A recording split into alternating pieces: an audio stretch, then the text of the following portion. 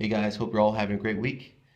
Before I talk about today's topic, I just wanted to say that I was right about Buchecha winning the Grand Prix, and just wanted to say give my condolences to the Conor McGregor fans from last week. Um, so I got that out of the way.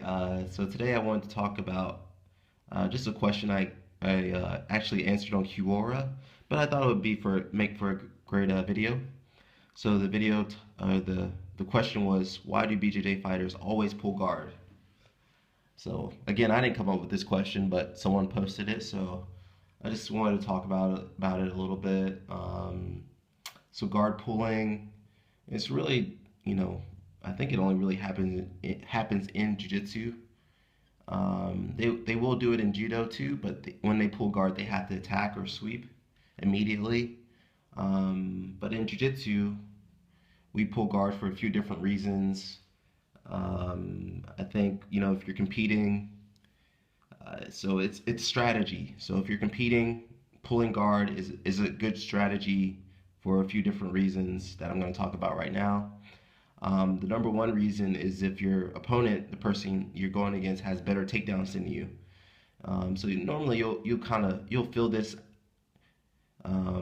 when you grip with the person, or you'll see from their movement how maybe they feel very confident on their feet. And I mean, you always have the choice on whether or not you want to engage them on the feet. But I mean, if you want to win, you can't play into someone else's strengths. You have to play to your strengths, or play the opposite of what they're strong at. So in this case, they're really good at takedowns. They look very confident, and you don't even want to deal with that. That's when guard pulling might be very beneficial. And then sometimes, even when you are good at takedowns, you might do like a sacrifice throw, or you might attempt a takedown, and then during that exchange, you might end up on bottom. So hey, that's technically a guard pull when you go for the takedown, but then you fall down or end up on the ground. It's a guard pull. Another reasons these are all kind of specifically towards tournaments. You'll get penalized on the feet. So if you've ever watched like a tournament before, especially like IBJJF, the referee has a little watch, and so say both guys are standing, but no one's getting a takedown.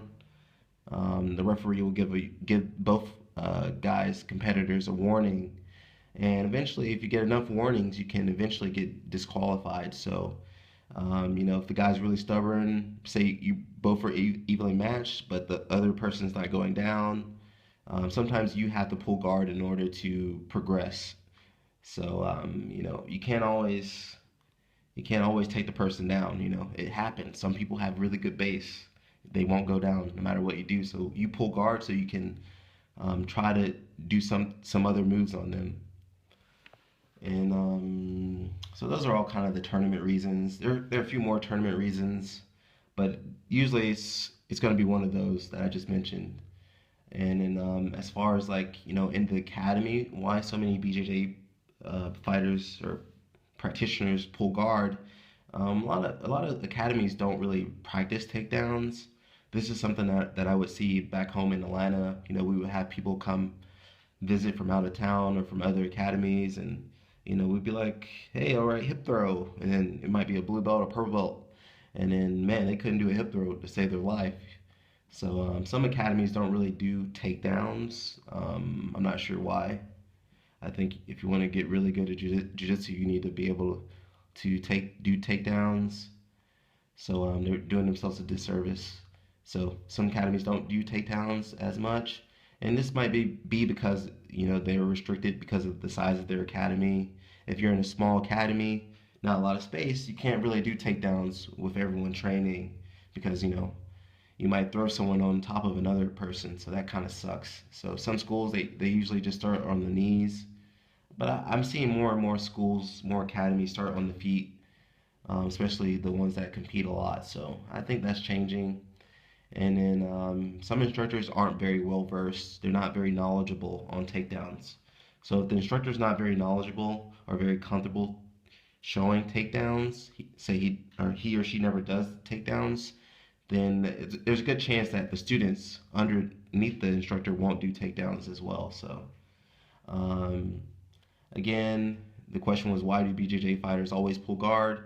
And I have to say that not every BJJ player doesn't really pull guard all the time.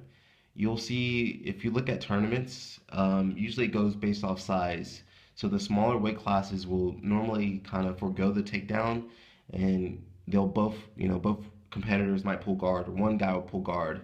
But as you go up in weight classes, past like middleweight, middle heavy, the bigger guys, they typically will fight more for the takedown because whoever ends up on top usually wins on the in the big guy divisions. So I think this question is kind of a generalization of jiu-jitsu practitioners because I've seen the full spectrum. I've seen guys that pull guard, I've seen guys that do takedowns, I've seen guys that do everything.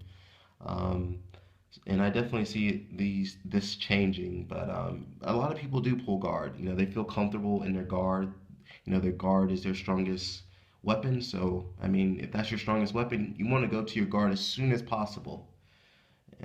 So that's pretty much a lot of the reasons that BJJ fighters will go to the guard. And then I want to mention self-defense because I mentioned tournaments and training in the academy. Self-defense wise, we don't teach people to go to the guard in self-defense unless they fall down or they're being going against someone really aggressive and stronger than themselves.